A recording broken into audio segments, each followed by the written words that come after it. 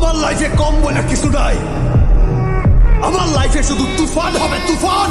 আমার পরবর্তী সিনেমার নাম তাণ্ডব, যেটা সিনেমা হলে আসছে কোরবানিতে, জানতে পারবেন। এতটুকু বলতে পারি, তুফানের থেকেও বড় কিছু নিয়ে আসছি আপনাদের কাছে। প্রিয়তমা, তুফান এবং বরবাদের মতো ব্যর্থবেগ ইন্ডাস্ট্রি হিট সিনেমা দিয়ে রীতিমতো উঠছেন ঢালিউড মেগাস্টার শাকিব খান। এই সিনেমাগুলি সাফল্য ডেট ছাড়িয়ে বহুর বিশ্বে বাংলা সিনেমাকে এগিয়ে নিয়ে যাচ্ছে।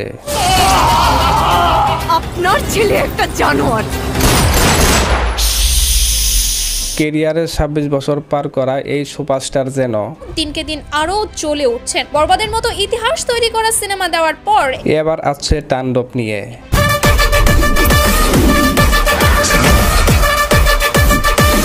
তুফানের পর রায়হান রাফির সাথে এটি শাকিব খানের দ্বিতীয় সিনেমা। গত বছর অক্টোবরে শাকিবকে এতে চুক্তিবদ্ধ করিয়েছেন দেশের সবচেয়ে বড় প্রযোজনা প্রতিষ্ঠান আলফা আই এসপিএফ। ইতিমধ্যে বাংলাদেশের সিনেমার বেশ কিছু দৃশ্য ধারণ করা হয়েছে। এরপরে দেশের বাইরে পুরোদমে চলছে তাণ্ডবের শুটিং। আমার সিনেমায় আমার চরিত্রে যে অভিনয় করবে তাকে যদি দর্শক আগেই দেখে ফেলে তাহলে তো সিনেমা ফ্লপ। আর ঘোষণা আসার পর থেকেই এই সিনেমার বাজেট কত হতে পারে তা নিয়ে যেন সিনেমা পাড়ায় বেশ আলোচনায় সৃষ্টি হয়েছে। তবে এই বিষয়ে পরিচালক এবং প্রযোজনা প্রতিষ্ঠান থেকে অফিসিয়ালি কিছু না জানালেও সিনেমা সংশ্লিষ্টদের মাধ্যমে জানা যায় প্রায় 25 কোটি টাকার বাজেট নির্মিত হবে রায়হান রাফি পরিচালিত তাণ্ডব সিনেমা, যা কারণ সিনেমায় 60% শুটিং হবে দেশের বাহিরে। কি চাও তুমি?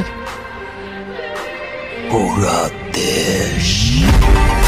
এতে হতে যাচ্ছে অ্যাকশন ভাইলেন্স টাচের সিনেমা, যা বরবাদকেও ছাড়িয়ে যাবে বলে দাবি এই পরিচালক তিনি জানান। বাংলা সিনেমার দর্শক অনেক অ্যাকশন সিনেমা দেখলেও এই ধরনের অ্যাকশন দেখেনি আগে, যেখানে ফাইটিং ডিরেক্টর হিসেবে থাকবেন মুম্বাইয়ের রবি বর্মা, যিনি অ্যাকশন ডিরেক্টর হিসেবে বরবাদ সহ বলিউড তেলুগুর অধিকাংশ সিনেমায় কাজ করেছেন।